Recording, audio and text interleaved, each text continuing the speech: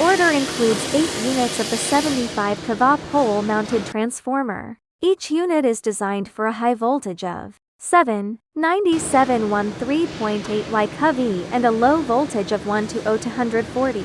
Split phase, equipped with 2 high voltage bushings and 3 low voltage bushings. The transformer ensures reliable service for residential and light commercial applications, with a rated impedance of 2.1%, a no load loss of 0.148 kW, and a load loss of 0.675 kW. The transformer is also equipped with a surge arrestor boss, allowing integration of protective devices for improved safety and reliability in distribution networks.